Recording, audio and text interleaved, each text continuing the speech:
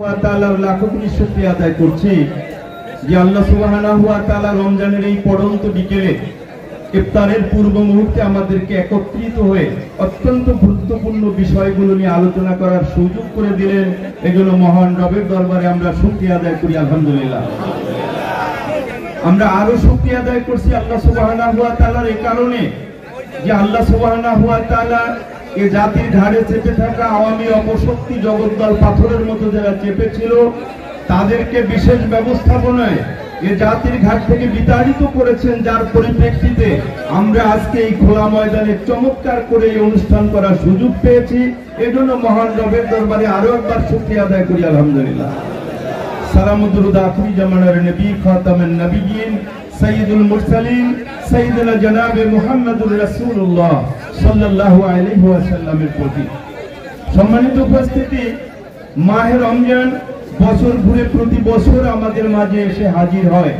আল্লাহ জাল্লা শানুহু তামাম পৃথিবীর ঈমানদার মুসলমানদের উপরে রমজানের পরিপূর্ণ একটি মাস সিয়াম সাধনাকে ফরজ করে দিয়েছেন। কুরআনুল হাকিমের মধ্যে আল্লাহ জাল্লা শানুহু বলেছেন, ইয়া আইয়ুহাল্লাযীনা আমানু কুতিবা আলাইকুমুস সিয়াম কামা কুতিবা আলাল্লাযীনা মিন ক্বাবলিকুম লাআল্লাকুম তাত্তাকুন। হে ঈমানদারগণ, আমি তোমাদের উপরে রোজাকে ফরজ করে দিয়েছি যেমনটি করেছিলাম পূর্ববর্তী নবীদের উম্মতদের উপরে। আর এই রোজার মাধ্যমে আমি চাচ্ছি সিয়াম সাধনার মাধ্যমে, রোজা রাখার মাধ্যমে তোমরা সবাই মুত্তাকি হবে। মুত্তাকি কাকে বলে? মুত্তাকি হচ্ছে ওই মানুষ হৃদয়ের মণিকোঠার ভিতরে সার্বক্ষণিক ভাবে যারা মাওলার ভয় লালন করে। হৃদয়ের ভিতরে সার্বক্ষণিক যদি মাওলার ভয় থাকে, ওই মানুষগুলো কোন ধরনের পাপ পঙ্কিলতার কাজ করতে পারে না, অন্যায় অপকর্মের সঙ্গে জড়িত হতে পারে না। এ কারণে আল্লাহ সুবহানাহু ওয়া তাআলা সিয়াম সাধনার মাধ্যমে আমাদের সকলকে মুত্তাকি করতে চান। আওয়ামী লীগ 16টি বছর ধরে আমাদের উপরে যে জুলুম অত্যাচার করেছে, আমাদের নেতৃবৃন্দকে হত্যা করেছে, সেনা অফিসারদেরকে হত্যা করেছে, হেফাজতের রাত্রে আলেম ওলামাদেরকে হত্যা করেছে, জুলাই 37-এর বিপ্লবে যে 2000-এরও অধিক ছাত্র ছাত্রীদেরকে হত্যা করেছে, এর আসল কারণ কোথায়? এর আসল কারণ হচ্ছে ওদের হৃদয়ের ভিতরে মাওলার ভয় একদম ছিল না। ওরা মুত্তাকি না থাকার কারণে এই অন্যায়গুলো করতে পেরেছে।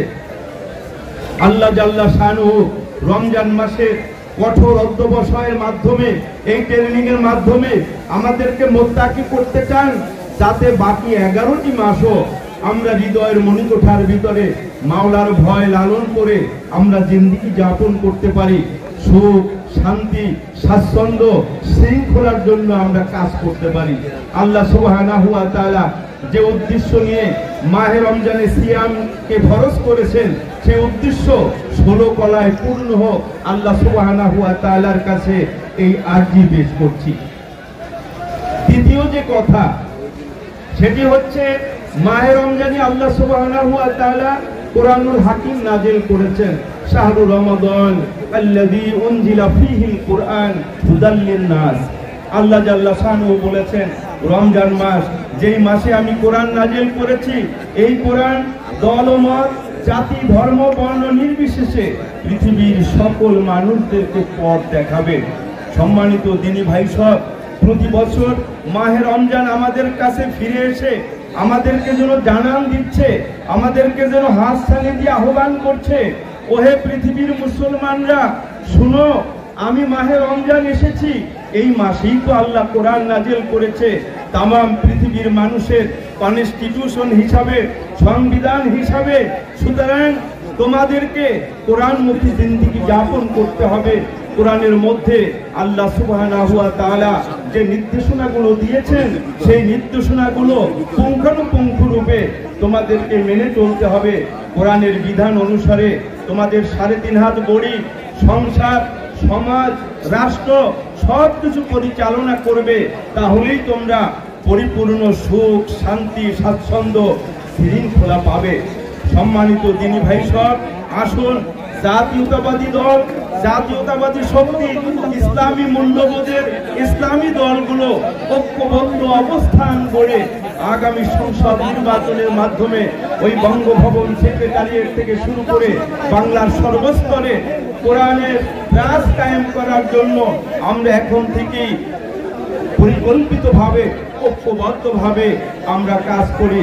আল্লাহ সুবহানাহু ওয়া তাআলা এই মাহে রমজানে যে কোরআন নাজিল করেছেন, আগামী দিনগুলোতে বাংলাদেশে যেন কোরআন সুন্নাহর ভিত্তিতে চমৎকার একটি দ্বীনি পরিবেশ তৈরি হয়, আল্লাহ সুবহানাহু ওয়া তাআলার কাছে এই তৌফিক কামনা করে আজকে বিএনপির পক্ষ থেকে বাংলাদেশ জামাত ইসলামের নেতৃবৃন্দকে যে এখানে দাওয়াত দেওয়া হলো, এ কারণে উপজেলা জামাত ইসলামের পক্ষ থেকে আন্তরিক মোবারকবাদ এবং ধন্যবাদ জ্ঞাপন করে ওয়াকির দাওয়ানা আনিল হামদুলিল্লাহি রাব্বিল আলামিন।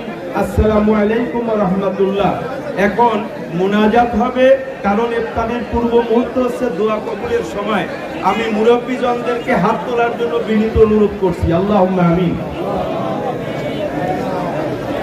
اللهم صل على سيدنا محمد وعلى آل محمد كما صليت على